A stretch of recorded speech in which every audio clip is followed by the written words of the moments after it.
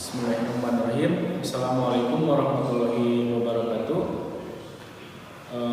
Rabbi sholli shodri wa yassir li amri wahlul min lisani yafqahu qawli. Amma ba'du. Pertama-tama marilah kita sama-sama memanjatkan puji dan syukur kepada Allah Subhanahu wa taala karena kita semua masih diberikan kesehatan, kesempatan sehingga kita masih bisa melaksanakan kegiatan PLS pengenalan lingkungan sekolah walaupun dalam situasi pandemi dan harus melalui YouTube atau Zoom meeting dan lain sebagainya. Kemudian salawat dan salam tidak lupa kita limpahkan kepada junjungan besar kita, sang revolusioner yang membawa manusia dari zaman kegelapan ke zaman terang benderang ini, yaitu Nabi Muhammad SAW. Oke. Kemudian Bapak juga ucapkan selamat kepada adik-adik siswa dan siswi baru di sekolah SMA Negeri 1 Rongga yang mungkin sudah dicita-citakan sejak SMP dan MTS. Nah, pada kesempatan ini Bapak akan memberikan satu materi mengenai sekolah ramah anak. Ya. Apa itu sekolah ramah anak? Secara judul mungkin sudah bisa kita pahami bahwa sekolah ramah anak itu adalah sekolah yang menjamin keselamatan, kenyamanan, dan ketertiban semua siswa di sekolah SMA Negeri 1 Rongga.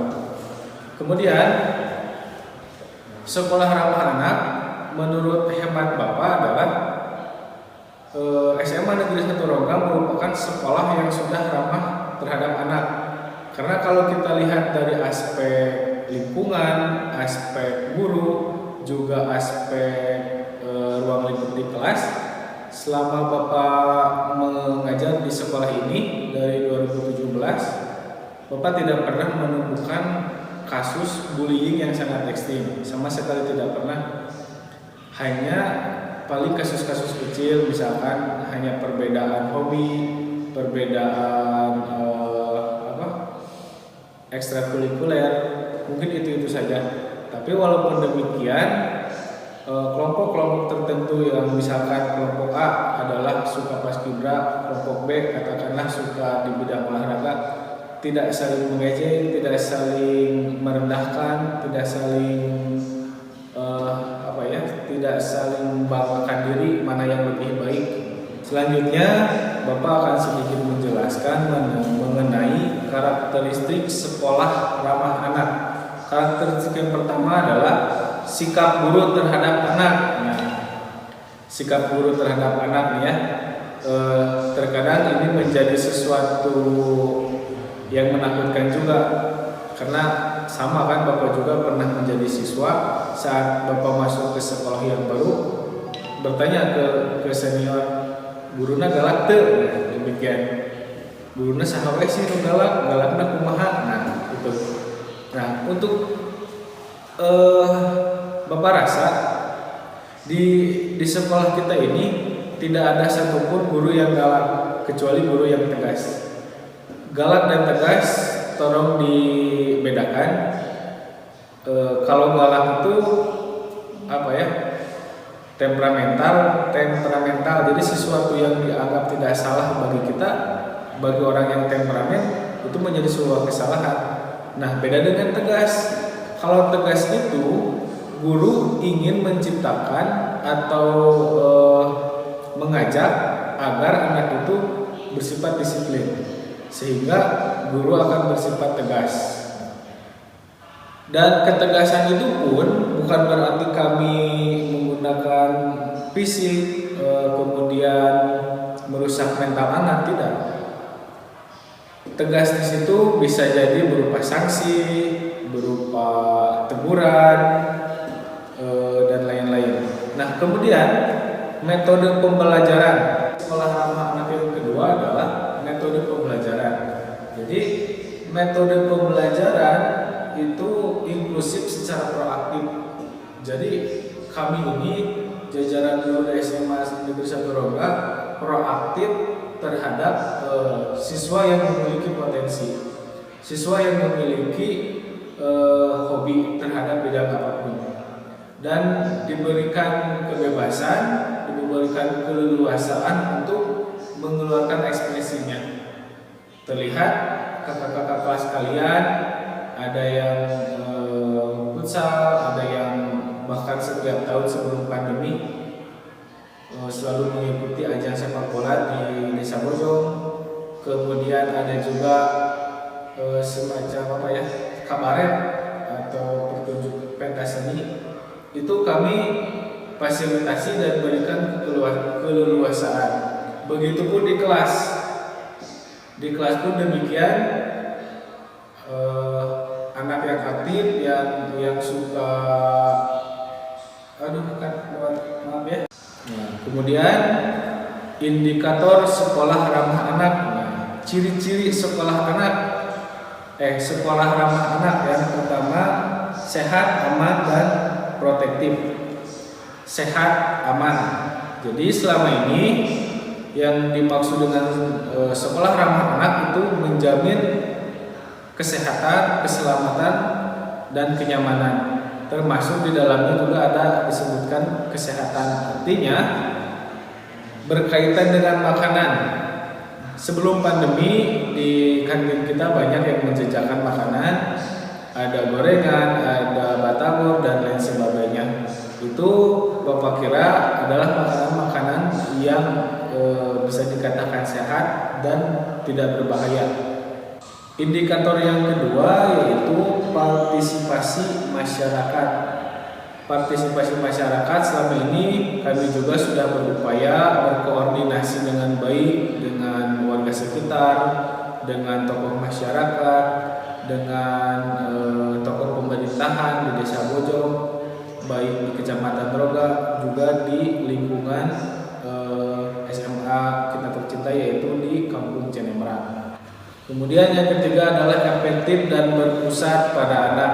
Maksudnya adalah ya yang tadi Bapak jelaskan bahwa sekolah ini hanya sebatas media untuk menyalurkan bakat, minat, dan anak. Jadi kita tidak sama sekali tidak mengekang keinginan anak yang berbenturan dengan keinginan kita. Sekiranya itu dapat mengembangkan potensi anak, sekolah kita tidak pernah membatasi hal tersebut. Kemudian kesetaraan gender. Nah ini cukup menarik ya, indikator mengenai kesetaraan gender. Kesetaraan gender di kita di sekolah ini, kesetaraan gender itu sudah diterapkan, sudah dalam berbentuk aplikasi gitu ya, sudah berbentuk dalam implementasi dalam kehidupan sehari-hari, bukan hanya sekedar teoritis dan lain sebagainya.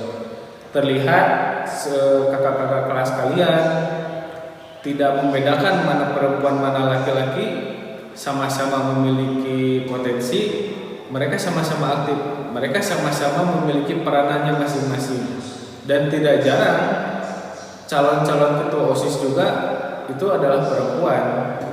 Jadi itu menunjukkan bahwa sekolah ini adalah sekolah yang sudah mengimplementasikan nilai-nilai kesetaraan gender.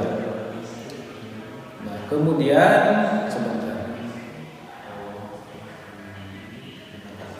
sistem sekolah ramah anak. Ya. Oke, saya lanjut ya. Berbicara tentang sekolah ramah anak itu tidak akan terlepas dari yang namanya bullying ya. Bullying itu menurut Bapak pribadi untuk hari ini, untuk abad yang super milenium, saya kira adalah sesuatu yang tidak mesti. Tapi tetap saja yang namanya bullying di kalangan remaja itu ada, apalagi di sekolah. Nah, tapi di dalam masa pandemi ini bullyingnya mungkin bergeser, berpindah tempat. Kalau sebelum pandemi kan anak-anak setiap hari kecuali hari libur datang ke sekolah bersama-sama. Semakin banyak interaksi itu juga akan menimbulkan gesekan-gesekan antar anak. Tapi selama pandemi ini kan anak tidak atau jarang berinteraksi secara langsung dan sering berinteraksi di media sosial. Nah, mungkin kemungkinan besar bullying itu akan terjadi melalui gadget, melalui HP, baik dalam status WhatsApp, DM IG dan lain sebagainya.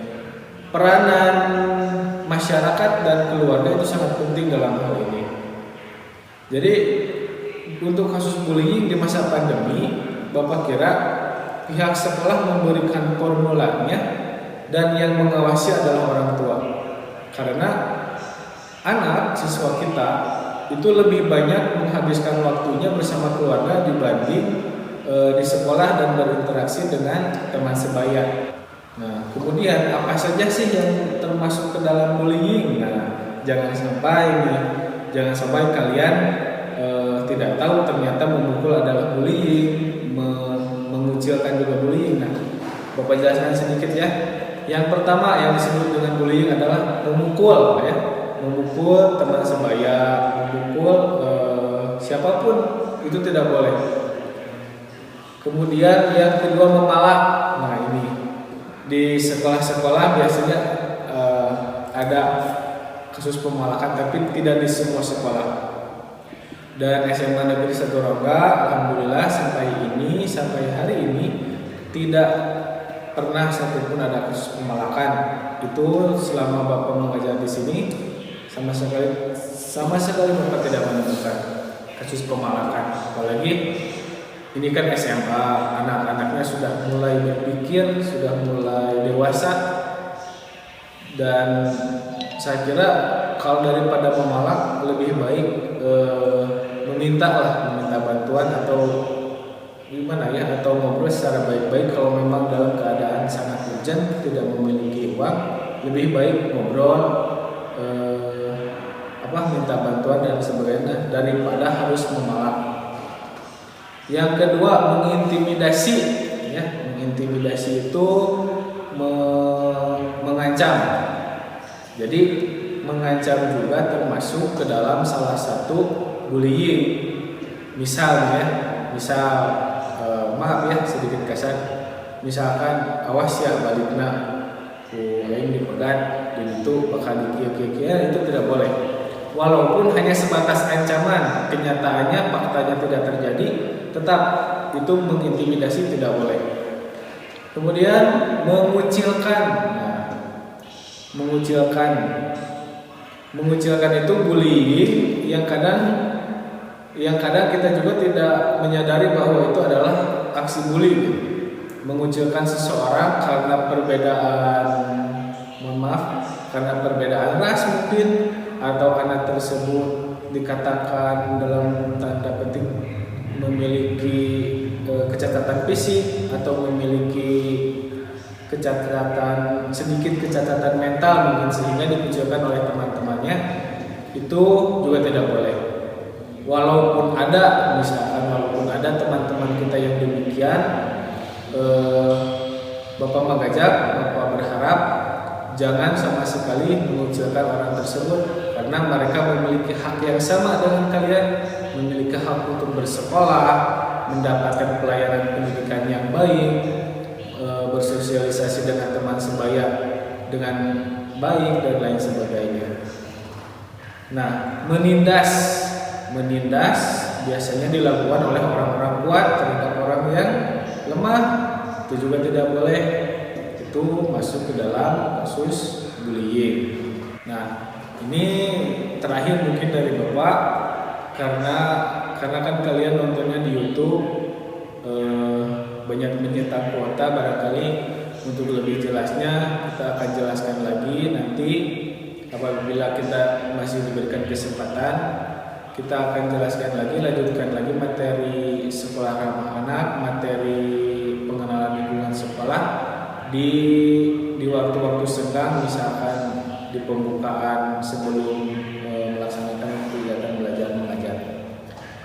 Terakhir, intinya Bapak ingin sampaikan yang pertama, bahwa SMA Negeri 1 Rongga adalah sekolah yang aman, nyaman, dan menjamin seluruh siswanya untuk mengekspresikan kemampuannya, mengekspresikan potensi diri yang dimiliki dalam bidang apapun, dalam bidang akademis, dalam bidang olahraga, futsal, sepak bola, voli, dan lain sebagainya. Di dalam bidang seni, baik seni rupa maupun seni musik, insya Allah sekolah ini sudah memfasilitasi dan mendukung semua keinginan anak. Dan yang kedua, hari ini Bapak tegaskan, kalian siswa-siswi baru SMA Negeri 1 Rongga harus menjadi kadar-kadar stop bullying di sekolah. Kita bisa bayangkan apabila saudara kita, adik-adik kita dibully oleh orang lain, kita akan merasa tidak enak, tidak nyaman, dan akan marah. Begitupun apabila orang lain yang dibully oleh kita, maka mereka pun akan merasakan hal yang serupa. Dan bullying ini adalah salah satu faktor di mana anak itu tidak bisa mengembangkan potensinya. Nah, mungkin itu saja yang bisa Bapak sampaikan. Mohon maaf atas segala kekurangannya. Akhirul kalam, wassalamualaikum warahmatullahi wabarakatuh.